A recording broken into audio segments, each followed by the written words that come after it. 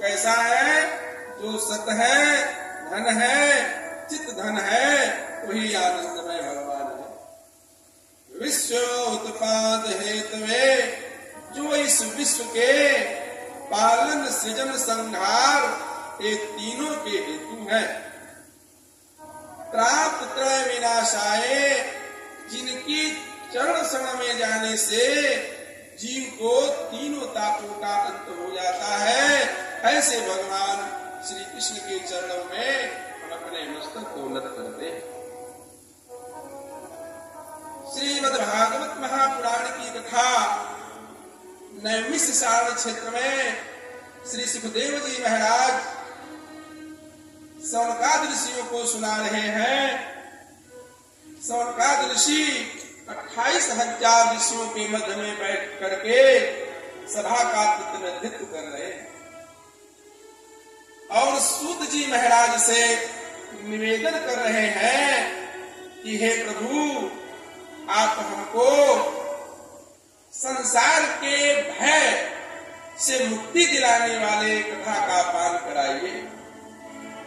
श्री सौनक जी उम्र में अधिक हैं, ज्ञानी भी है, लेकिन रसा स्वाद कुशलम, वह कथा का रस पान करने में बड़े कुशल हैं, बड़े अनभिज्ञ बन करके बैठे हुए हैं और सूत जी महाराज से निवेदन करते हैं।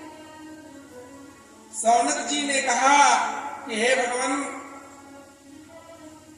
संसार के अंधकार को दूर करने के लिए तो सूर्य की एक किरण ही पर्याप्त है, लेकिन हृदय के अंदर अज्ञान का जो अंधकार व्याप्त है उसको दूर करने के लिए आप जैसे महाज्ञानी, जिनके पास आचार्य का दिया हुआ अपार ज्ञान है, उस किरण के प्रकाश से हृदय के अंदर जो अंधकार व्याप्त है उसको आप दूर करें। जो मोह माया का बंधन है उसको आप ध्वस्त कर दो। दूसरा प्रश्न किया श्री सूत जी महाराज से कि वैष्णव लोग ज्ञान और भक्ति को बढ़ाने के लिए क्या करते हैं? संसार में मोह और माया से जीव को उद्धार होने का या निपटने का क्या विकल्प है? हे सूत जी महाराज, अगर किसी को चिंतामणि मिल जाए, चिंतामणि का मतलब है कि जिस वस्तु का चिंतन किया जाए वह वस्तु प्राप्त हो जाती है। अगर किसी व्यक्ति को कल्प वृक्ष की प्राप्ति हो जाए तो उसके नीचे बैठ करके जिस वस्तु की कल्पना की जाती है वह वस्तु प्राप्त हो जाती है। लेकिन भगवान का साक्षात्कार, ब्रह्म का साक्षात्कार तो गुरुदेव भगवान के आशीर्वाद से ही होता है। बिना गुरुदेव भगवान के आशीर्वाद से भगवान का साक्षात्कार नहीं होता। इस प्रकार से जब निवेदन श्री सौनक जी ने सूत जी महाराज से किया तो सूत जी बड़े प्रसन्न हुए और बोले कि आप लोगों का हमारे मन में इतनी बड़ी भक्ति है, इतनी बड़ी श्रद्धा है, तो संसार के भय से मुक्त होने के लिए जो वेदों का सार है श्रीमद् भागवत महापुराण की कथा हम आप लोगों को सुनाएंगे। लेकिन जब कोई व्यक्ति किसी व्यक्ति को बहुमूल्य सामान देता है तो उसको एक बार सावधान करता है कि आप सावधानी से और संभाल करके इसको रखिए। श्री सूत जी महाराज सौनक जी को सावधान कर और सावधान करके भगवान श्री देवकी नंदन का स्मरण करके कथा का पान कराते हैं। श्री सूत जी कहते हैं कि संसार में सबसे बड़ा डर मृत्यु का है। प्रत्येक प्राणी को मृत्यु का भय आक्रांत किए हुए है। लेकिन यह तो मृतलोक है, जो आए हैं उनको तो मरना ही मरना है। संसार संसरह रति इति संसार, संसार तो खिसकता है, सरकता रहता है। दिन और रात यह व्यक्ति के आयु को खा जाते हैं। तो महाराज जो यहाँ पैदा हुआ है उसकी मृत्यु तो सुनिश्चित है। कलामुखम ग्रासितो नेपते हेतवे किरेणि सुखेणि भासितम। संसार मृत्यु के इस भय से बचाने के लिए श्री सुखदेव जी महाराज श्रीमद् भागवत संहिता इस काल में प्रकट किया। जो सुखदेव जी महाराज को आचार्य परंपरा से प्राप्त हुआ।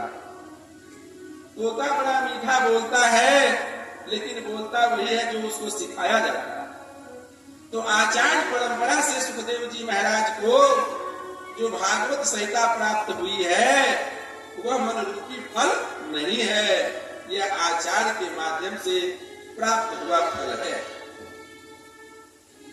जब महाराज परीक्षित की मृत्यु सुनिश्चित हो गई, 7 दिन में मरने की बात निश्चित हो गई, तो महाराज परीक्षित मोक्ष के तलाश में घूमने लगे।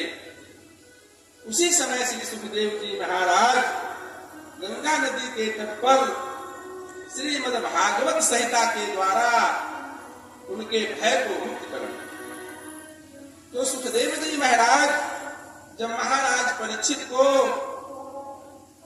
श्रीमद् भागवत महापुराण का पान करा रहे थे, तो देवताओं ने स्वर्ग से अमृत का कलश लेकर के आ गए।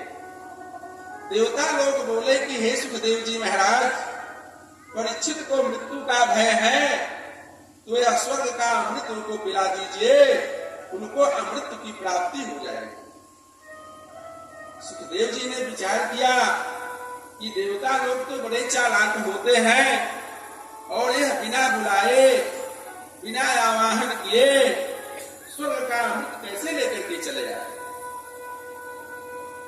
देवताओं ने प्रस्ताव रखा कि हे प्रभु, यह स्वर्ग का जो अमृत है वह महाराज परीक्षित को पिला करके उनको अमृत प्रदान कर दीजिए और इसके बदले में हमें श्री हरि का कथा पान करा दीजिए।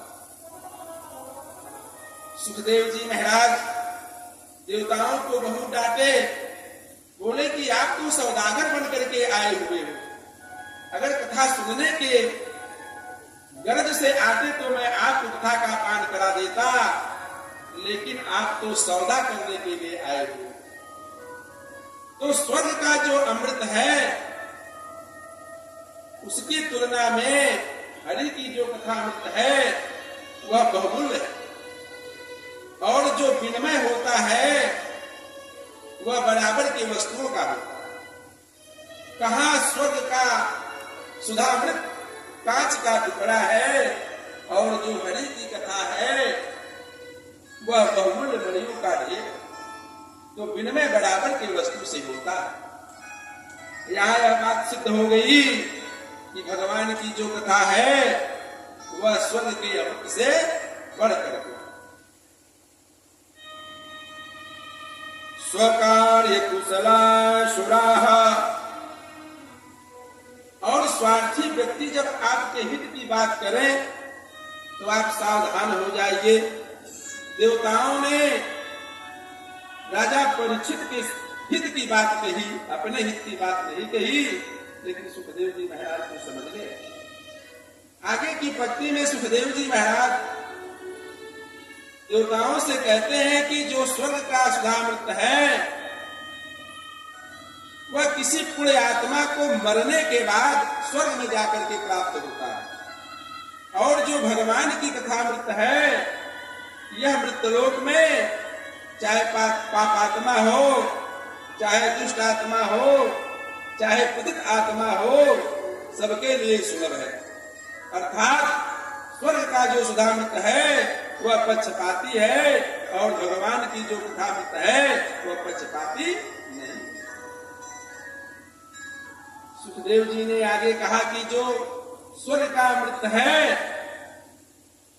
वह पुण्य को क्षय करता है। मरने के बाद कोई आत्मा पुरुष जब स्वर्ग में पहुंचते हैं तो उस अमृत का पान करते हैं, लेकिन कब तक पान करते हैं?